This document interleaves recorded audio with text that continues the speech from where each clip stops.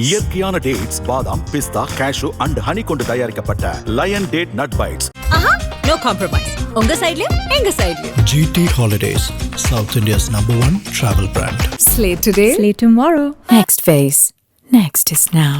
Movie opportunities where clicking வரும், எங்களுக்கு நிறைய வரும் மேடம். நீங்கள் வந்து ஒரு பழைய புடவை கட்டிக்கிட்டு கண்ணாடி வளையல் போட்டுட்டு கழுத்தில் ஒரு கருப்பு கயிறு கட்டிட்டு டிராஃபிக் சிக்னலில் கையை தட்டிட்டு இருப்பீங்க மேடம்.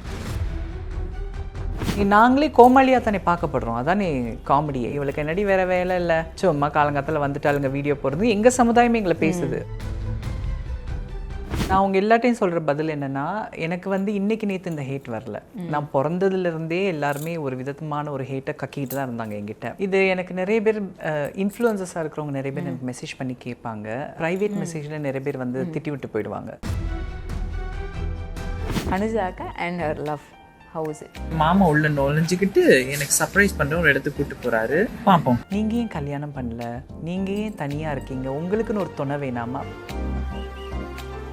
ஸோ இப்போ நான் இன்றைக்கி கல்யாணம் பண்ணாலும் நான் கொண்டு வர போகிற பார்ட்னர் என்னோட கடைசி வரைக்கும் இருப்பாருன்னு கேரண்டி கிடையாது. நான் அவரோட கடைசி வரைக்கும் இருப்பேன்றதும் கேரண்டி கிடையாது.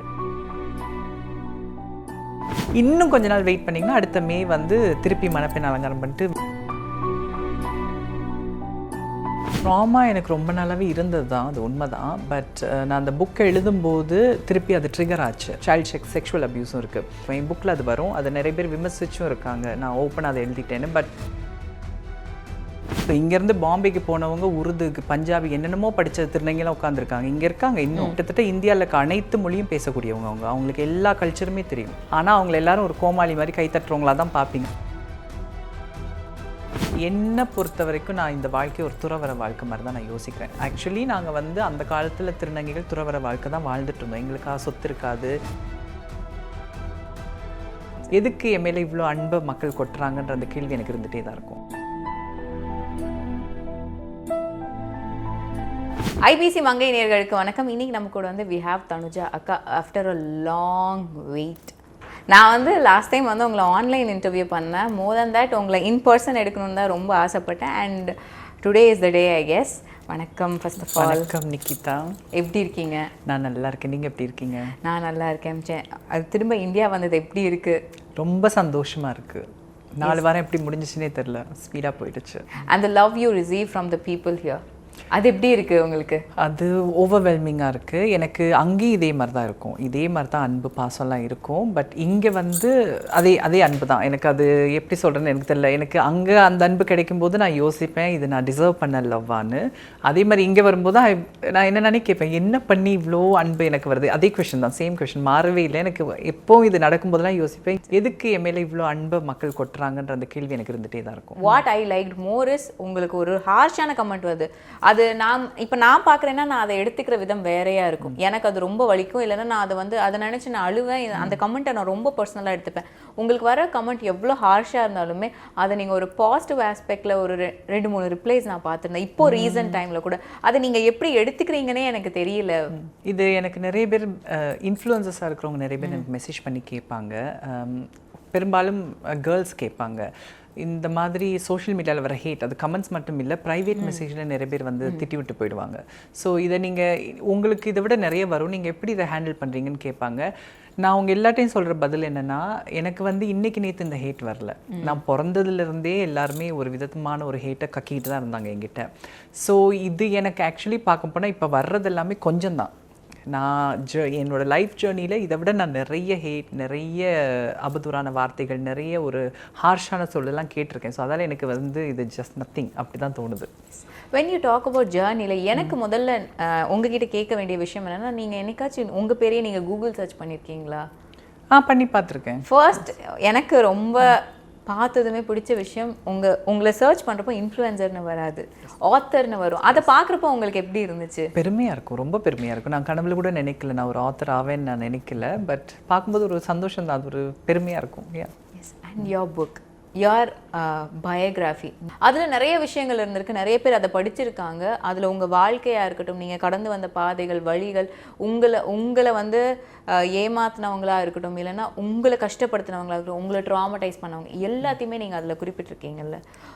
இந்த ட்ராமா அப்படிங்கிறது ரொம்ப வருஷமாக உங்களுக்கு இருந்திருக்கும், நிறைய விஷயங்கள் ஆழமாக இருந்திருக்கும். How to you see the trauma, இந்த சைல்ட்ஹுட் ட்ராமாவாக இருக்கட்டும் எதுவாக இருந்தாலும்?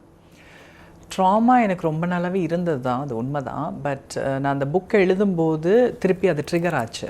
ஏன்னா நம்ம ஸ்பீடான வாழ்க்கை வாழ்ந்துட்டுருக்கோம், வாழ்க்கையில் நம்ம ஓடிட்டுருக்கோம். இருக்கும்போது என்ன மாதிரி எஸ்பெஷலி எங்களை மாதிரி ட்ரான்ஸ் கிட்ஸாக இருக்கிறவங்க வந்து எங்களோட பிரச்சனைகள் ட்ராமாவை நாங்கள் மறந்துட்டு ஓடுனா தான் எங்களால் அடுத்த நாள் சர்வைவ் பண்ண முடியும். நான் நிறைய இடத்துல சொல்வேன், நாங்கள் ஒவ்வொரு தடவையும் வீட்டை விட்டு கிளம்பும் போதும் இன்றைக்கி யாரோட எங்களுக்கு என்ன பிரச்சனை வரும், யாரோட என்ன ப்ராப்ளத்தை நாங்கள் ஃபேஸ் பண்ண போகிறோம், சும்மா வாலண்டியராகவே ஒருத்தர் போகும்போது எங்களை பார்த்து கமெண்ட் பண்ணிட்டு போயிடுவாங்க. அவருக்கு வந்து அது ஜஸ்ட் ஒரு டைம் பாஸ், இல்லை ஒரு ஃபன், அந்த நிமிஷம் அவருக்கு நடந்தது. எங்களுக்கு வந்து அது ஒரு வாரம் எங்கள் மைண்டில் இருக்கும், எதுக்கு ஒரு சம்மந்தமே இல்லாத ஆள் என்னை பற்றி கமெண்ட் பண்ணணும் அப்படின்னு எங்களுக்கு அது இருந்துகிட்டே தான் இருக்கும். அப்போ நான் என்னோடய சைல்ட்ஹுட் ட்ராமாவோ இல்லை வந்து வாழ்க்கையில் கடந்து வந்த அந்த ஃபேமிலி சம்மந்தப்பட்ட ட்ராமா இதெல்லாம் நான் உட்காந்து யோசிக்க கூட என்னால் முடியாது. ஏன்னா எவ்ரிடே நான் திருப்பி புது ட்ராமாவை ஃபேஸ் பண்ணிகிட்ருக்கேன். ஸோ நாளைக்கு நான் திருப்பி ஒர்க் அவுட் பண்ண போகிற ட்ராமாவை இன்றைக்கி ஃபேஸ் பண்ணிகிட்டு இருக்கபடியா என்னால் அதை உட்காந்து யோசிக்க முடியாது. நான் அப்படி தான் நானும் க்ராஸ் பண்ணி கிட்டத்தட்ட ஒரு 25 வருஷம் க்ராஸ் பண்ணி வந்துட்டேன்.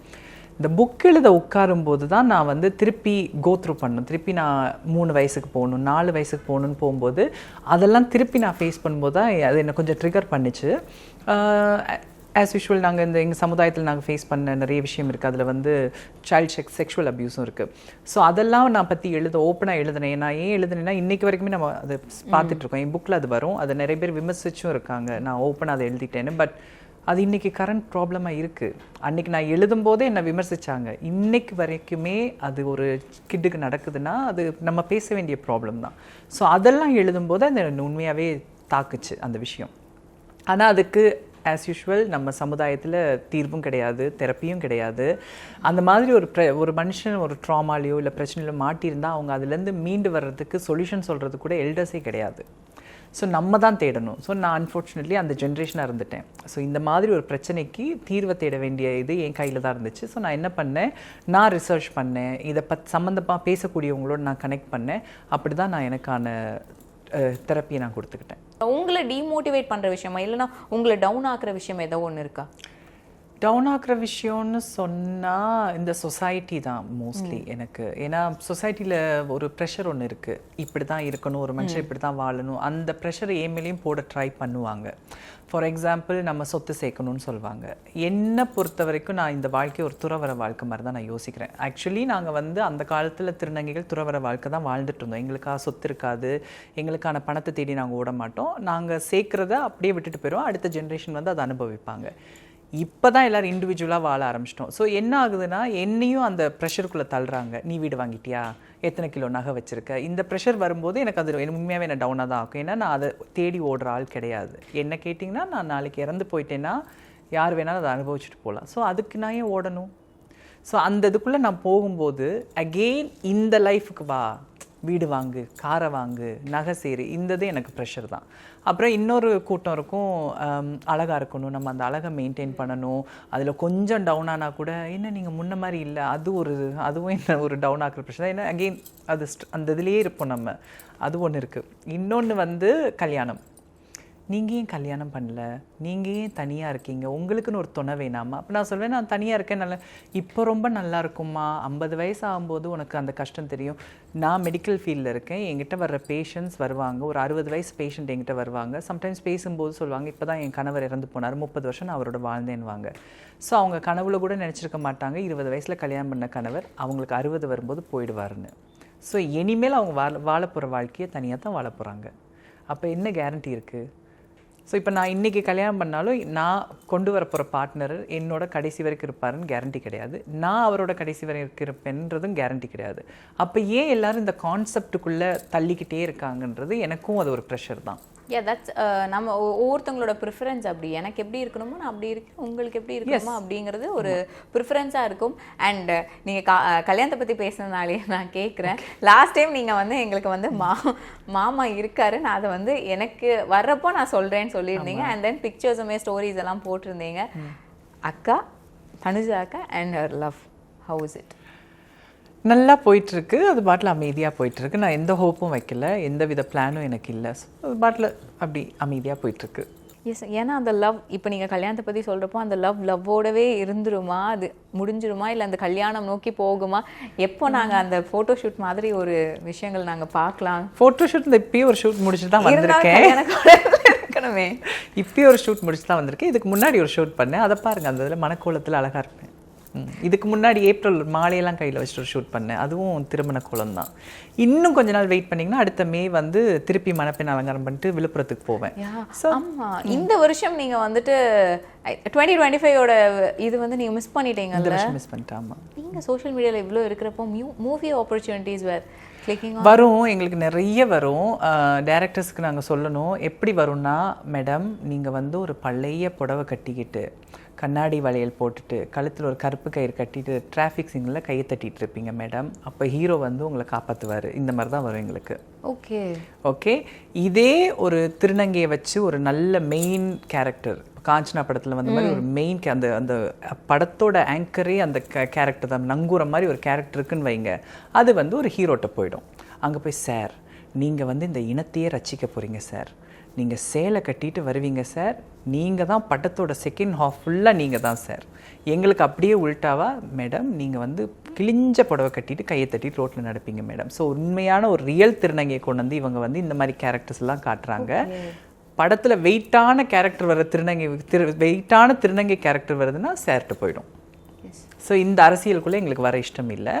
நாங்கள் நீங்களே பார்க்குறீங்க, ரீல்ஸு யூடியூப் எல்லாத்துலேயுமே பார்க்குறீங்க நாங்கள் எப்படி இருக்கோன்னு. யாராவது கிழிஞ்ச புடவை கட்டிக்கிட்டு நலிந்து போயா இருக்கோம் கிடையாது. அப்போ எதுக்கு மீண்டும் மீண்டும் இந்த விண்பத்தை, அதுவும் சினிமா இண்டஸ்ட்ரி ஒன்று புரிஞ்சுக்கணும், மீடியா சோஷியல் மீடியா வந்து ஓவர்டேக் பண்ணிடுச்சு. சோஷியல் மீடியா இப்போ நாங்கள் யாருன்னு காட்டிடுச்சு. நீங்கள் நார்மலைஸ் பண்ண வேண்டியதை சோஷியல் மீடியா எங்களுக்கு பண்ணி கொடுத்துருச்சு. இப்போ ஒவ்வொருத்தங்க வீட்டு பிள்ளையாவே நாங்கள் ஆகிட்டோம். ஒவ்வொரு ஊரில் ஒரு ஹீரோயின் இருக்கா, ஒவ்வொரு ஊருக்கு ஃபேமஸான ஒரு திருநங்கை இருக்கா. அது ஆக்சுவலி சினிமா தான் பண்ணியிருக்கணும். இவ்வளோ நாளாக சினிமா எங்களை ஒரு கேலி பொருளாகவும் கிண்டல் பொருளாகவும் தான் வச்சிருந்துச்சு. ஸோ அந்த இண்டஸ்ட்ரியில் எனக்கு வாழ்க்கை அமைச்சுக்க எனக்கு இஷ்டம் இல்லை. எஸ், நீங்கள் சொன்னதுமே வந்து இப்போ ஒரு சினிமா எடுத்துக்கிட்டோன்னா சினிமாவில் ரெண்டுமே காட்ட ஆரம்பிச்சிட்டாங்க. ஒரு நீங்கள் சொன்ன மாதிரி ஹீரோ பக்கம் வந்து ஒரு ட்ரான்ஸ் கம்யூனிட்டியை வந்து அவங்க லைஃப் அவங்களோட ஸ்ட்ரகிள்ஸ் எல்லாத்தையும் காட்டுற மாதிரி இருக்கும்போது இந்த மாதிரி ஆப்பர்ச்சுனிட்டிஸ் வரும்னு கேட்குறப்போ கொஞ்சம் ஆச்சரியமாக இருக்கும். இது ஒரு கான்ட்ரடிக்டான ஒரு விஷயம்ல. அண்ட் என்னதான் சினிமாவில் காட்டினாலும் ரியாலிட்டின்னு ஒன்று இருக்குது. எவ்வளோ கஷ்டங்கள் காட்டுறாங்க, சில இடங்களில் க்ளோரிஃபை பண்ணுவாங்க, சில இடங்களில் ஓவர் ஹைப் பண்ணி காட்டுவாங்கல்ல. ரியாலிட்டியில் என்ன இருக்குது? ரியாலிட்டியில் கஷ்டம் நிறையவே இருக்குது. எங்களுக்கு இருக்கிற கஷ்டம் வந்து சினிமாவில் காட்டவே முடியாத அளவுக்கு கஷ்டம் இருக்குது, சினிமாவில் சொல்ல முடியாத கஷ்டம் இருக்குது, புக்கில் எழுத முடியாத கஷ்டங்கள் இருக்குது. நாங்கள் புக்கில் எழுதுனது கூட ஒரு 30% தான், 60% சமுதாயம் புரிஞ்சிக்கவே முடியாத கஷ்டத்தை தாண்டி வந்திருக்கோம். ஆனால் எப்போவுமே அந்த ஒரு கல் வந்து அடி வாங்குச்சுன்னா அதுக்கப்புறம் அந்த கல் வந்து ஒரு சிறப்பான ஒரு இடத்துல போய் உட்காருன்னு சொல்லுவாங்களா, அந்த மாதிரி நாங்கள் எவ்வளோத்துக்கு எவ்வளோ அடி வாங்குறோமோ அவ்வளோத்துக்கு எவ்வளோ நாங்கள் வந்து எல்லாருமே சிறப்பான இடத்துக்கு போகிறோம். ஸோ என்னோட ஜென்ரேஷனில் நான் பார்த்த எங்கள் அக்கா தங்கச்சிங்க எல்லாருமே இன்றைக்கி வந்து ஒரு ஆணை விட ஒரு பெண்ணை விட சிறப்பான இடத்துல இருக்காங்க. ஒரு சிஸ்டர்லாம் இப்போ கனடாவில் இருக்கா, அப்படி ஒவ்வொருத்தவங்க பெரிய பெரிய இடத்துல நல்ல நல்ல பொசிஷனில் போய் உட்காந்துறாங்க. ஸோ அவங்க ஸ்ட்ரகிள் பண்ணதையும் நான் பார்த்துருக்கேன், குடிசையில் வாழ்ந்ததையும் நான் பார்த்துருக்கேன். அப்படி இருந்தவங்களாம் இன்றைக்கி அவங்க பட்ட கஷ்டத்துக்கு இன்றைக்கி ஒரு நல்ல இடத்துக்கு நல்ல பொசிஷனுக்கு போய் உட்காந்துறாங்க. ஸோ நாங்கள் எவ்வளோத்துக்குள்ள கஷ்டப்படுறோமோ அவ்வளோத்துக்குள்ள இது பிரபஞ்சமாக கடவுளாக நான் சொல்ல மாட்டேன். அது ஒவ்வொருத்தவங்க நம்பிக்கையை பொறுத்திருக்கு. எனக்கு வந்து கடவுள் நம்பிக்கை இருக்குது. என்னை பொறுத்த வரைக்கும் எங்கள் கடவுள் வந்து எங்களை எவ்வளோத்துக்குள்ள சின்ன வயசில் கஷ்டப்படுத்துகிறாரோ அதுக்கப்புறம் எங்களுக்கு வசந்த காலம் தான். அண்ட் நீங்கள் சொல்கிறப்பவே நீங்கள் தனிப்பட்டு உங்களை மட்டுமே சொல்லாமல் உங்கள் சுற்றி இருக்கிற உங்கள் சமுதாயம் கம்ப்ளீட்டாக நீங்கள் சொல்கிறப்போ நீங்கள் எல்லாருமே ரெப்ரசென்ட் பண்ணுறீங்களா? அப்படி நீங்கள் ரெப்ரசென்ட் பண்ணுறப்போ உங்களுக்கு ஒரு ஃபாலோவர்ஸ் இருக்காங்க, உங்களுக்குன்னு ஒரு லவ் கொடுக்குறாங்க எல்லாருமே. தனுஜாக்காவோட வீடியோஸ் எல்லாருமே பார்க்குறாங்க, உங்களை வந்து அவ்வளோ லவ் பண்ணுறாங்க, உங்களை அழகாக ரிசீவ் பண்ணுறாங்க. அதே மாதிரி அப்படியே ஆப்போசிட்டாகவும் சிலவங்க இருக்காங்க, அவங்களும் இன்ஃப்ளூயன்ஸ் பண்ணிகிட்டே இருக்காங்க. ஆனால் அது வேறு விதமாக இருக்குது. ஒரு பக்கம் எம்பவர் பண்ணுறக்கும் ஒருத்தங்களோட பின்பத்தை உடைக்கிறதுக்கும் இருக்கிறப்போ இன்னொருத்தங்க அதுதான் நாங்கள் இப்படி தான் நாங்கள் இருப்போம்னு கட்டி வைக்கிறாங்களே. இந்த ஒரு வித்தியாசத்தை நீங்கள் எப்படி பார்க்குறீங்க? அண்ட் அப்படி பண்ணுறப்போ அந்த கம்யூனிட்டிக்கு என்ன மாதிரியான ட்ராபேக்ஸ் வருது? நிறையவே வருது. அதால தானே நாங்கள் இன்னும் பின்னாடி இழுக்கப்படுறோம். ஸோ நாங்கள் ஒரு கொஞ்சம் பேர், ஒரு சொச்ச பேர் விரலால் எண்ணக்கூடிய அளவு தான் நாங்கள் இன்னும் சமுதாயத்தோடு ஒன்றி போயிட்டுருக்கோம். இன்னும் பலர் வந்து சமுதாயத்தோடு ஒன்று சேராமல் தனிச்சு இருந்து சில தவறுகளை பண்ணிட்டு தான் இருக்காங்க. அதால் நாங்கள் இன்னும் பின்தள்ளப்பட்டுட்டு தான் இருக்கோம். அது எங்களுக்கு ஒரு பெரிய ஒரு கஷ்டம்தான். நாங்களும் முடிந்த அளவுக்கு விளக்கத்தை கொடுத்துட்ருக்கோம். நாங்களே கோமாளியாக தானே பார்க்கப்படுறோம், அதானே காமெடியே. இப்போ நான் வந்து என்னோடய வீடியோவில் வந்து சொசைட்டிகிட்ட எப்படி நடந்துக்கணும், சமுதாயத்திட்ட எங்களை எப்படி ட்ரீட் பண்ணணும் நாங்கள் வீடியோ போட்டால் இவளுக்கு என்னடி வேறு வேலை இல்லை, சும்மா காலங்காலத்தில் வந்துட்டாளுங்க வீடியோ போடுறது, எங்கள் சமுதாயமே எங்களை பேசுது. ஆனால் அவங்க யோசிக்க மாட்டுறாங்க, நாளைக்கு நீங்கள் நல்லபடியாக நடத்தப்படுறதுக்கு தான் நாங்கள் பேசிகிட்டு இருக்கோம். ஸோ நீங்கள் கோமாளியாக பார்க்குற நாங்கள் தான் உங்களுக்கு அமைச்சு கொடுத்துட்ருக்கோம். ஏன்னா எங்கள் வாழ்க்கை ஓரளவுக்கு நல்லா ஆயிடுச்சு. நாங்கள் இந்த வீடியோவில் கெஞ்ச கூட தேவையில்லை. ஸோ உங்களை நல்லா நடத்தணும்னு தான் நாங்கள் சொல்லிட்டு இருக்கோம். நீங்கள் என்ன நினைக்கிறீங்கன்னா எங்களை கோமாளியாக பார்க்குறீங்க. ஸோ இது எங்களுக்கு இருக்குது. அது ஒரு மனக்கவலை தான். ஆனால் எங்களுக்கு என்ன நம்பிக்கைன்னா இதுதானே நாங்கள் இப்போ ஒரு ஃபிலாசபி இருக்குது. பானையை தூக்கிட்டு ஒருத்தங்க போகிறது, அதை வந்து கையில் விலங்கு போட்டவங்க பார்க்கும்போது அவங்களுக்கு அது வித்தியாசமாக வின்பம் தெரியும். அது மாதிரி இவங்க இப்போ வந்து கை விலங்கு போடப்பட்டு பார்க்குறாங்க எங்களை. அப்போ எங்களோட வின்பம் வித்தியாசமாக தெரியும். அவங்களுக்கு அந்த உண்மையான வின்பத்தை காட்ட வேண்டியதுதான் எங்களோட கடமை. ஸோ அப்படி நினச்சிக்கிட்டு இவ்வளோ அவதூறுகளையும் வாங்கிக்கிட்டு நாங்கள் அதை வின்பத்தை உடைக்கிறதுக்கு போராடிட்டு இருக்கோம். அக்கா, நீங்கள் வந்துட்டு ஒவ்வொரு இடங்களையும் ட்ராவல் பண்ணியிருக்கீங்க. ஸ்ரீலங்காவில் இருந்தீங்க, அதுக்கப்புறம் மதுரையில் இருந்தீங்க, அதுக்கப்புறம் இப்போ ஜெர்மனியில் இருக்கீங்களா. ஒவ்வொரு இடங்கள்லையுமே ட்ரான்ஸ் கம்யூனிட்டியை பார்க்குற ஒரு பார்வை மாறிட்டே தான் இருக்கும். ஸ்ரீலங்காவில் ஒரு மாதிரி பார்த்துருப்பாங்க, இந்தியாவிலேயே 2 பக்கம் வேறு மாதிரி பார்க்குறவங்க இருக்காங்க, ஜெர்மனியில் வேறு மாதிரி இருக்குல்ல. இந்த டிஃப்ரென்சஸ்லாம் எப்படி இருக்குது? இதை நீங்கள் எப்படி ரிசீவ் பண்ணுறீங்க? ஒட்டுமொத்தமாக நீங்கள் பார்த்தீங்கன்னா எல்லா ஊர்கள்லேயுமே ஒரு ஒரு ஒரு பார்வை ஒன்று இருக்குது. அது வந்து பெரும்பாலும் சினிமாவால் கிரியேட் பண்ணப்பட்டது தான். ஏன்னா நிறைய இடங்களில் வந்து திருநங்கைகளை நேர்லேயே பார்க்காதவங்க தான் இருக்காங்க. ஏன்னா நாங்கள் அவ்வளோ பேர் கிடையாது. இப்போ சிட்டிஸில் வந்து சர்வசாதாரணமாக பார்க்காது. எந்த நாட்டுக்கு நீங்கள் போனீங்கன்னா சிட்டிஸில் இருப்பாங்க. ஏன்னா சிட்டிஸில் தான் வாழ்வாதாரம் ஈஸியாக இருக்கும். மற்றபடி கிராமங்களில் கஷ்டம். அது ஜெர்மனியேவாக இருந்தாலும் நீங்கள் பெர்லினில் பார்க்குற திருநங்கை வேறு ஊர்களில் பார்க்க முடியாது. ஸ்விஸ்னாலும் சூரிச்சில் தான் அதிகமாக இருப்பாங்க. லண்டனில் அவ்வளோ பேர் இருப்பாங்க. நீங்கள் அவுட்டருக்கு போயிட்டீங்கன்னா பார்க்கவே முடியாது. அவுட்டரில் நீங்கள் சுற்றிங்கன்னா உங்களுக்கு பொம்பளைன்னு தான் நினைப்பாங்க. மலேசியாலாம் இப்படி தான். கோலாலம்பூர், ஜோஹர் பார்வில் தான் அதிகமாக இருப்பாங்க. மற்ற ஊர்களில் 1-2 பேர் சொச்சமாக இருப்பாங்க. அவங்களுக்கு பொம்பளைன்னு தான் எல்லாம் நினைப்பாங்க. அப்போ சிட்டிஸில் தான் அதிகம். அப்போ இவங்க எங்கேருந்து எங்களை பற்றி எல்லாத்தையும் எடுத்துக்கிறாங்கன்னா சினிமா, டிவி, இந்த காமெடிஸை பார்த்தா இவங்க இப்படி தான் இருப்பாங்க, அப்படி தான் இருப்பாங்க. ஸோ இந்த தொலைக்காட்சியும் சினிமாவும் பண்ண அந்த கெட்ட அபிப்பிராயம் இருக்குல்ல, அதோட தான் எங்களை முதல்ல அணுகுவாங்க. ஸோ என்னோட சோஷியல் மீடியாவில் நாங்கள் அதிகமாக பயணிக்கிற எங்களோட வேலை என்னவாக இருந்துச்சுன்னா அதை உடச்சி கொஞ்சம் நார்மலைஸ் பண்ணணும்னு நாங்கள் போராடினோம்.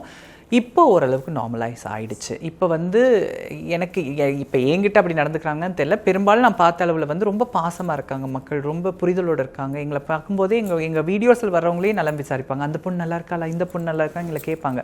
ஸோ எனக்கு தெரிஞ்ச மக்கள் வந்து இப்போ கொஞ்சம் சப்போர்ட்டிவ் ஆகிட்டாங்க. அண்ட் ஆரம்பத்துலேருந்து உங்கள் வீடியோவை தாண்டி உங்களை பார்க்குறப்ப you are a very intellectual person. எங்கே பார்த்தாலும் நீங்கள் பேசுகிறது வந்து நிறைய பேருக்கு வந்து எப்படி இவங்க இவ்வளோ விஷயங்கள் கற்றுக்குறாங்க, எப்படி இவ்வளோ விஷயங்கள் பேசுகிறாங்க. ஏன்னா நீங்கள் சொன்ன மாதிரி ஒரு பின்பம் ஒன்று இருக்குது. நம்ம ஒன்று காட்டிட்டோன்னா அவங்க அப்படிதாங்கிறது அப்படியே முடிவு பண்ணிடுவாங்க. மக்கள் அப்படி தான் நினச்சிப்பாங்க. அது வேற ஒரு வேர்ஷனில் பார்க்குறப்போ நமக்கு ஆச்சரியமாக இருக்குது. எனக்கு உங்களை பார்த்தப்போ அப்படி தான் தோணுச்சு. உங்ககிட்ட லாஸ்ட் டைம் பேசினப்போ அவ்வளோ ஆச்சரியமாக இருந்துச்சு. எப்படி இவ்வளோ விஷயங்கள் கற்றுக்குறாங்க. எனக்கு தெரிஞ்சு நான் உங்ககிட்ட நீங்கள் தெரிஞ்சுக்கிட்ட விஷயங்களில் இவ்வளோ கூட நான் தெரிஞ்சிருப்பேனான்னு எனக்கு தெரியல. நாங்கள் புத்தகமே படிக்க தேவையில்லை. எங்கள் வாழ்க்கையே ஒரு 10 புத்தகம் படித்ததுக்கு சமம். ஏன்னா இப்போ ஒரு பொண்ணாக பிறந்திருந்தா நாங்கள் வந்து என் வீடு, என்னோட அம்மா அப்பா, என்னோட கணவன், என்னுடைய அயலட்டம், என்னோட பக்கத்து வீட்டுக்காரங்க, இவ்வளோதான் என்னோட உலகம், என்னோட வேலையிடம். ஒரு ஆணா பிறந்திருந்தா மேபி அவரோட ஃப்ரெண்ட்ஸு அது. நாங்கள் அப்படி இல்லை. திருநங்கையாக மாறினதால என்னோட சொந்த பந்தம், என்னோட மதம், என்னோட ஜாதி, என்னோட இனம் எல்லாத்துக்கும் அப்பாற்பட்டு நாங்கள் போய் பழகிறோம். ஸோ இங்கேருந்து பாம்பேக்கு போனவங்க உருதுக்கு, பஞ்சாபி, என்னென்னமோ படித்த திருநங்கைலாம் உட்காந்துருக்காங்க. இங்கே இருக்காங்க இன்னும். அவங்க இன்னும் அந்த ஜென்ரேஷன் இன்னும் இருக்குது, அழியாமல் இருக்குது. போனீங்கன்னா கிட்டத்தட்ட இந்தியாவில் இருக்க அனைத்து மொழியும் பேசக்கூடியவங்க. அவங்களுக்கு எல்லா கல்ச்சருமே தெரியும். ஆனால் அவங்கள எல்லாரும் ஒரு கோமாளி மாதிரி கைத்தட்டுறவங்களா தான் பார்ப்பீங்க. ஆனால் அவங்களுக்கு எல்லாமே தெரியும். எல்லா அரசியல் எல்லாமே தெரிஞ்சவங்க தான் இங்கே உட்காந்துருக்காங்க, அங்கே போயிட்டு வந்தவங்க. அதே மாதிரி தான் ஐரோப்பா எங்கே இருக்கிற திருநங்கை, எந்த திருநங்கையாக இருந்தாலும் இந்த வட்டத்தை விட்டு நாங்கள் வெளியில் போயிட்டோம், உடைச்சிட்டு நாங்கள் வெளியே. அதுலேருந்து கிடைச்ச அறிவு தான் எங்களுக்கு. ஸோ அதுதான் காரணம். அது நிறைய பேர் யோசிக்க மாட்டீங்க. எங்களுக்கு இந்த சமுதாயமே எங்களை ஒதுக்குனதால யாரெல்லாம் எங்களை ஏற்றுக்கிட்டாங்களோ அவங்களோட நாங்கள் நெருங்கி பழக ஆரம்பிக்கும் பொழுது எங்களோட பார்வையும் பெருசாகுது, எங்கள் வட்டமும் பெருசாகிடுச்சு. ஓகே. இப்போ நாடகம் வந்து தொலைக்காட்சியில் போகுது. எவ்வளோ நல்லது எவ்வளோ கெட்டது நம்ம சொல்ல முடியாது. அதில் காட்டக்கூடிய விஷயமும் சமுதாயத்துக்கு தேவையா தேவையில்லையான்னு சொல்ல முடியாது. ஆனால் எல்லார் வீட்லேயும் வயசானவங்க அதை பார்த்துட்டு தான் இருக்காங்க. அதே மாதிரி தான் இது வந்து ஒரு இளம் தலைமுறையினர்களுக்கு பிடிச்ச மாதிரி ஒரு நாடகம்னு நினச்சிக்கோங்களேன். கம்ஃபர்ட் ஜோனுன்னு ஒன்று இருக்குது. எங்கள் மக்கள் வந்து அந்த சர்ஜரி எல்லாம் முடிச்சுட்டு ஒரு கம்ஃபர்ட் ஜோனுக்குள்ளே போயிடுவாங்க. அந்த கம்ஃபர்ட் ஜோன் எப்படின்னா சொசைட்டியோட ரொம்ப மிங்கிள் ஆக மாட்டாங்க. ஏன்னா மிங்கிள் ஆகும் பொழுது இன்கேஸ் யாராவது ஹர்ட் பண்ணிடுவாங்கன்ற ஒரு பயம் இருக்கும். அப்போ எங்கள் கம்ஃபர்ட் ஜோனுக்குள்ளேயே நாங்கள் இருந்தோம்னா யாரும் எங்களை ஹர்ட் பண்ண மாட்டாங்க.